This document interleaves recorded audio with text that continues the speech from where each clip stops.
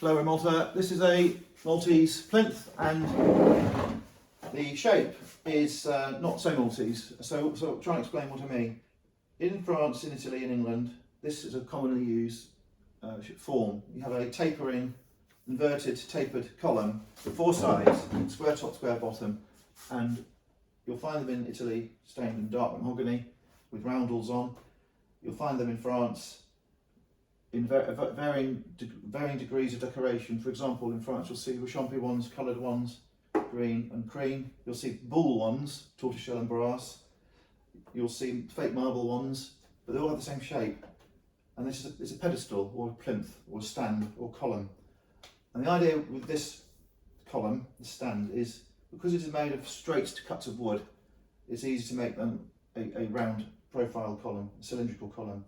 So this one has a common shape, but it is not a common finish. So the finish is very distinctively Maltese, and this hasn't come from France or nearby Italy or Sicily or England or anywhere else. This is a Maltese finish on a shape which is used all over the place. The reason it's Maltese is it has the Maltese green colourway, which is the colour of much of the antique Maltese painted furniture, 17th century, 18th century, 19th century. It is not necessarily the green of the shutters in the towns. It's this muddy green they use on much of the painted furniture, not all of the painted furniture. That's the prevalent green. The red here is a bowler red, bole, B-O-L-E, which is the red used usually as the undercoat, the glue paint for real gold leaf. So you've got two commonly used, commonly available colours of Malta. You've got sgraffito, which is the grooves cut into the wood, cut into the gesso. Those grooves are cut into the gesso before the glue paint, the bowl, is put on, and before the gold leaf is put on. And you have this sgraffito on the leaves, the acanthus leaves. You also have here a panel of painted decoration. That's not necessarily so Maltese, but it is a sort of Maltese. I'm saying sort of because it's really a French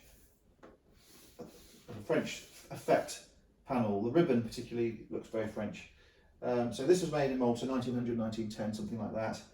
It's made of straight profiles. It's made of pine. The bottom section is loose. They have alternating colours. You can turn it around to show at the front the reds or the greens, and the same with the bottom. You can have the greens on the top and the bottom, or you can have it alternated on the top and bottom. The top plinth is red bowl, red paint, and all of this trim is gold leaf, and it's applied in panels of real gold leaf. And you can see the overlap marks all along the sides, and you can see where the gold has rubbed, showing the red bowl, the glue paint. So it's a lovely thing. It's not old, it's quite old, but it's not very old.